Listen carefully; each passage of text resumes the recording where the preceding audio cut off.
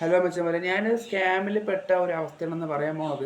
അപ്പോൾ നിങ്ങളത് കറക്റ്റായിട്ട് കണ്ടു കഴിഞ്ഞാൽ നിങ്ങൾക്ക് വലിയ പ്രശ്നങ്ങളൊന്നും ഉണ്ടാവില്ല. നിങ്ങൾക്ക് എല്ലാ കാര്യങ്ങളും കറക്റ്റായിട്ട് സോൾവ് ചെയ്യാനൊക്കെ പറ്റും. ഞാൻ കാനഡയ്ക്ക് അതുപോലെ ഫോറിൻ കൺട്രീസിലേക്ക് പോകാനുള്ള ഒരു പരിപാടിയിൽ ഇങ്ങനെ നിൽക്കുകയായിരുന്നു. ആ സമയത്താണ് ഞാൻ ഇൻസ്റ്റയിൽ ഒരു ആഡ് കാണുന്നത്. അപ്പോൾ ഈ ആഡ് എടുത്ത് ഞാൻ നോക്കി. ആഡ് എടുത്ത് നോക്കിയപ്പോൾ പേയ്മെൻറ്റ് ആഫ്റ്റർ വിസ. അപ്പോൾ എന്തായാലും നമ്മുടെ മൈൻഡിൽ തോന്നും, ഓ ജോലി കിട്ടേണ്ട പൈസ അടയ്ക്കേണ്ടത്, ആ ഒരു രീതിയിൽ നമുക്ക് തോന്നും. അപ്പോൾ ഞാനും അത് തോന്നി ഞാൻ അവരെ മെസ്സേജ് അയച്ചു. അവർ മെസ്സേജ് അയച്ച് കുറച്ച് ദിവസം അവർ മൊത്തം ഹിന്ദിക്കാരാണ്. അപ്പോൾ നമ്മൾ ഇംഗ്ലീഷ് വേണം പറയാൻ. പറഞ്ഞാൽ നമ്മുടെ ഡോക്യുമെൻറ്റ്സ് ഒക്കെ അയച്ചു കൊടുത്തു. പാസ്പോർട്ടും അതുപോലെ നമ്മുടെ ക്വാളിഫിക്കേഷൻ സർട്ടിഫിക്കറ്റ് അതൊക്കെ നമ്മൾ അയച്ചു കൊടുത്തു. അപ്പോൾ അയച്ചു കൊടുത്ത ശേഷം അവർ ഒരു 2-3 ദിവസം കഴിഞ്ഞപ്പോൾ കോൾ ചെയ്തു. അപ്പോൾ ഇതുപോലെയാണ്, ഇന്ന ദിവസം എറണാകുളത്ത് നിങ്ങൾക്ക് എവിടെയാണ് വേണ്ടതെന്ന് ചോദിച്ചു, മെഡിക്കൽ. അപ്പം ഞാൻ പറഞ്ഞു എൻ്റെ അടുത്ത് എറണാകുളമാണ്.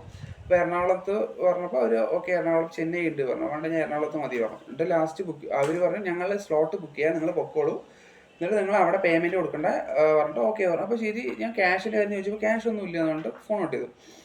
എന്നിട്ട് അവർ അത് കണ്ടൊരു 2 ദിവസം കഴിഞ്ഞിട്ട് ഒരു അഡ്രസ്സ് അയച്ചു തന്നു, ഇവിടെ നിങ്ങൾ പോകേണ്ടതെന്ന് പറഞ്ഞിട്ട്. അപ്പോൾ ഞാൻ ഗൂഗിളിൽ സെർച്ച് ചെയ്തിട്ട് ആ അഡ്രസ്സ് എടുത്തിട്ട് വിളിച്ചപ്പോൾ ഈ ചെക്കപ്പൊക്കെ ചെയ്യാൻ എത്ര രൂപയാകും ചോദിച്ചപ്പോൾ അവർ പറഞ്ഞു 400 രൂപയാകും പറഞ്ഞു. അപ്പോൾ ഞാൻ പറഞ്ഞു ഈ ഏജൻസിനെ നിങ്ങൾക്ക് അറിയോ ചോദിച്ചു. നോർത്തിൽ വേണ്ട, 1 വിസയാണ്, ഞാൻ പറയാം എന്തായാലും 1 വിസയാണ് അതിൻ്റെ പേര്. അപ്പോൾ എടുത്തതിന് ശേഷം മീൻസ് എടുത്തല്ല, 1 വിസയാണ്. അപ്പോൾ ഞാൻ ആ അഡ്രസ്സ് നോക്കി അവരെ വിളിച്ച ശേഷം അവർ പറഞ്ഞു ഇവരായിട്ട് ഞങ്ങൾക്കൊരു ബന്ധവുമില്ല, അവർ ഞങ്ങൾ തന്നെ വിളിച്ച് പറയും, കുറച്ച് ആൾക്കാർ വേണ്ടി മെഡിക്കൽ ചെക്കപ്പ് ചെയ്തിട്ട് PDF അങ്ങോട്ട് അയക്കണമെന്ന് മാത്രമേ പറയുള്ളൂ. ശരി പറഞ്ഞിട്ട് ഞാനപ്പോൾ പറഞ്ഞു ഇവിടെ മുൻപ് വന്നവരിൻ്റെ ആരെങ്കിലും ഒരാളുടെ ഫോൺ നമ്പർ കിട്ടാൻ വല്ല വകുപ്പുണ്ടോ. അപ്പോൾ ഇവർ പറയുന്നത്, ഞാൻ അവരോട് ചോദിച്ചു, അവർ മലയാളിയാണല്ലോ, എറണാകുളത്താണല്ലോ. അപ്പോൾ അവർ കാര്യം പറഞ്ഞു, ഇതെങ്ങനെയാണ് വിസ, ഇത് നമുക്ക് കറക്റ്റ് ആണോ അല്ല ഫേക്ക് ആണോ വെച്ചപ്പോൾ ഞങ്ങൾക്ക് അതിനെക്കുറിച്ച് ഒരു ഐഡിയ ഇല്ല, ഞങ്ങൾക്കൊന്നും അറിയില്ല. അവർ വിളിച്ച് പറയും ഞങ്ങൾ കൊടുക്കും, 400 രൂപ അയച്ചു തരും. അതുപോലെ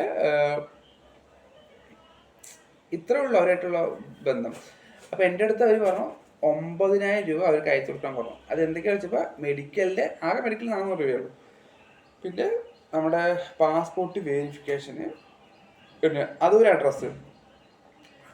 അപ്പോൾ എനിക്ക് എന്തോ ഒരു ഡൗട്ട്. കാര്യം പറഞ്ഞാൽ ഇപ്പോഴില്ല, ജോബ് ഓഫർ ലെറ്റർ പറഞ്ഞിട്ട് അവർ കുറച്ച് അഡ്രസ്സൊക്കെ ആയിട്ട് ടൊറാൻഡോ, കാനഡ അങ്ങനെ വേണ്ടിയിട്ട് കുറച്ച് അഡ്രസ്സ് കൊടുക്കും. അതിൻ്റെ താഴത്തെ ഒരു ഫോൺ നമ്പർ കൊടുക്കും. ആ ഫോൺ നമ്പർ എന്തായാലും ഇവിടെ വിളിച്ചാൽ പോവില്ല, സ്വിച്ച് ഓഫ് ആയിരിക്കും, വാട്സപ്പ് ഉണ്ടാവില്ല. നമ്പർ കറക്റ്റ് ആണോന്നേ അറിയില്ല, കാരണം ഫോറിൻ നമ്പർ ആയതുകൊണ്ട് നമ്മൾ വിളിച്ചാൽ പോലും നോർമലി അങ്ങനെ തന്നെ വിചാരിക്കുക. ഇതാണ്. പിന്നെ അത് കഴിഞ്ഞിട്ട് അവർ വക്കീൽ ഫീസ്, ഇമിഗ്രേഷൻ ഫീസ് അതൊക്കെ പറയുന്നുണ്ട്. കാരണം പേയ്മെൻറ്റ് ആഫ്റ്റർ അറിയാം, പിന്നെ അതുവരെ പൈസ ചോദിക്കാൻ പറ്റില്ലല്ലോ. പക്ഷെ ഇവർ ഇങ്ങനെയൊക്കെ ചോദിക്കും. അപ്പോൾ നിങ്ങളൊന്നും അതിൽ ചെന്ന് ആരും പെടരുത്. കാരണം പറഞ്ഞാൽ നമുക്ക് 9,000 രൂപയൊക്കെ നമുക്ക് വലുതാണ്. ബാക്കിയുള്ളവരൊക്കെ എങ്ങനെയാണെന്ന് അറിയില്ല, എനിക്കാണെങ്കിൽ 9,000 രൂപ വലുതാണ്. അപ്പോൾ നിങ്ങൾ ആലോചിച്ചിട്ട് വേണം ഇതിലൊക്കെ പോയിട്ട് ചെയ്യാൻ കേട്ടോ. അപ്പോൾ ഞാൻ അതിൻ്റെ പ്രൂഫൊക്കെ കാണിച്ചു തരാം. 1 വിസ കൺസൾട്ടൻസിയാണ് അത് ഞാൻ കണ്ടത്. എനിക്കത് അത്ര നന്നായിട്ട് തോന്നിയിട്ടില്ല. ഞാൻ അതിൻ്റെ അവർ അയച്ചെന്നതൊക്കെ അയച്ചു തരാം നിങ്ങൾക്ക്. ഇതിൽ ഞാൻ ആഡ് ചെയ്യുക. അപ്പോൾ നിങ്ങളതൊക്കെ അത് കണ്ടിട്ട് മനസ്സിലാക്കുക. കാരണം പറഞ്ഞാൽ ആരും ചെന്ന് പെടണ്ട, വെറുതെ ഓരോ ട്രാപ്പിൽ ചെന്ന് വിടണം. അതുപോലെ